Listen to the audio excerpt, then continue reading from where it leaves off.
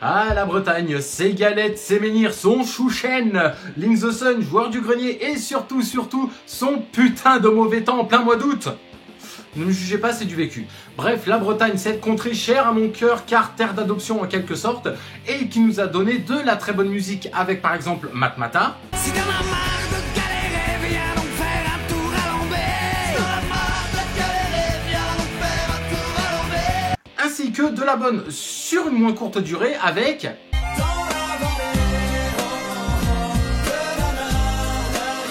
Allez, c'est parti pour un One Hit Wonder chargé d'hydromel.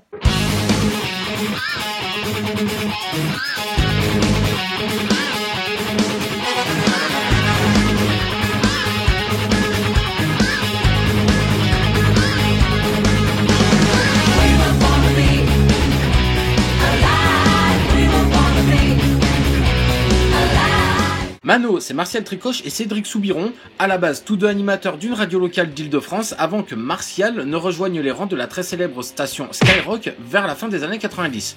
Lorsque Martial découvre des récits d'origine celtique, ce dernier se prend alors de passion pour ses écrits et décide d'écrire un rap parlant de druides volant vers les nuages. Non, mais la drogue, ça peut rendre créatif aussi, hein. Et puis je le comprends, hein. Moi, personnellement, quand j'ai découvert Spider-Man, j'essayais de grimper à tous les murs que je croisais grâce à du ruban adhésif double face collé sur mes petites mémines.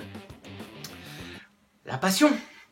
La jeunesse. Présentant le texte à son comparse Cédric, ce dernier décide alors de le sampler sur un air de harpe d'Alan Stivell. Alan Stivell, qui est un auteur, compositeur, interprète, multi-instrumentiste et également un militant de la reconnaissance culturelle, politique et linguistique de la Bretagne, rien que ça, alors que le mec est né en Auvergne.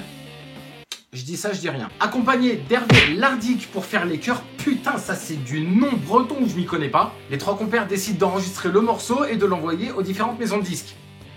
Eh ouais, à l'époque, il n'y avait pas YouTube pour se faire connaître musicalement parlant.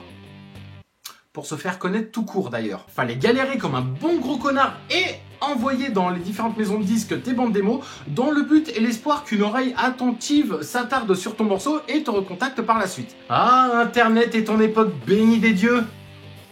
Celte. C'est alors la maison de disques Polydor qui décide de les pêcher. Pêcher. Bretagne.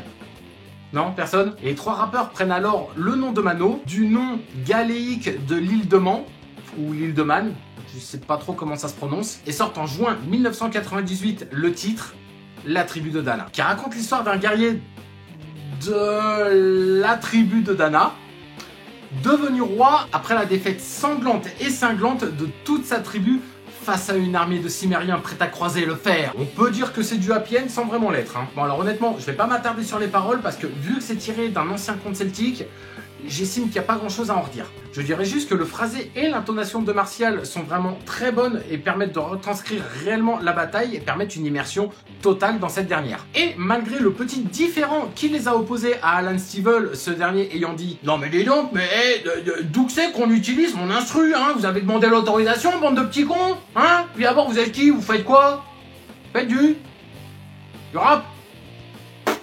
Connais pas. Eh bien, il faut reconnaître que Mano, avec la tribu de Dana, tentant en vain, on peut le dire aujourd'hui, de lancer la vague de rap celtique, a quand même cartonné dans les charts français en se plaçant 12 semaines consécutives à la première place.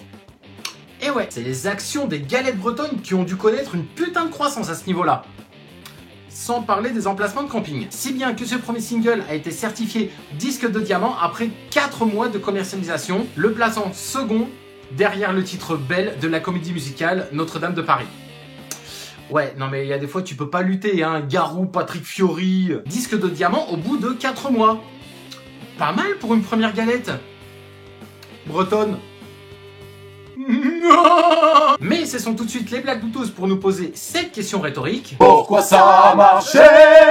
Dans le courant des années 90, le rap français se démocratise de plus en plus grâce à des albums de très haute qualité, comme par exemple L'école du micro d'argent d'Ayam ou encore Première consultation de Doc Gynéco. Et qui du coup a permis l'émergence d'artistes qui étaient pourtant très productifs auparavant, mais qui se sont retrouvés soudainement sous le feu des projecteurs. Tommy Bugsy, Passy, tous les membres du ministère Hammer et du secteur A, La Clinique, Sniper, j'en passe et des meilleurs. Du coup, le public français lambda, à savoir ceux qui n'écoutent que les radios grand public et non pas les stations spécialisées comme Skyrock par exemple, découvre de plus en plus d'artistes de ce genre, sans pour autant forcément apprécier.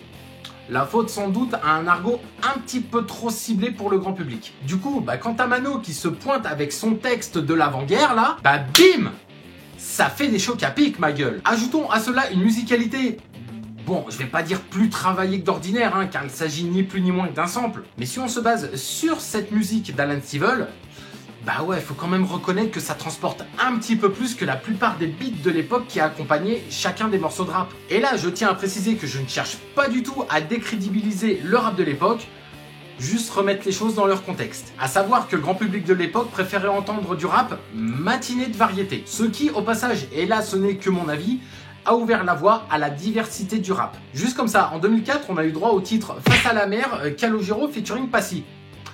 Vous pensez ce que vous voulez de la chanson, moi ça me regarde pas. Mais il faut quand même reconnaître que sans l'émergence du rap grand public qui a été un petit peu amené par Mano, bon nombre de rappeurs seraient quand même restés dans l'ombre. Mais encore une fois, ce n'est que mon avis. Sur ce, j'espère que ce nouvel épisode de One Hit Wonder vous a plu. N'hésitez pas à liker, à commenter, à partager cette vidéo. Vous pouvez même me chier dessus dans les commentaires car je suis bien conscient qu'on ne peut pas plaire à tout le monde. N'hésitez pas à me suivre sur Facebook, sur Instagram, même sur Twitter. Ouais, je m'y suis remis il y a très peu de temps. Sur ce, je vous donne rendez-vous très vite pour un prochain numéro de One Hit Wonder.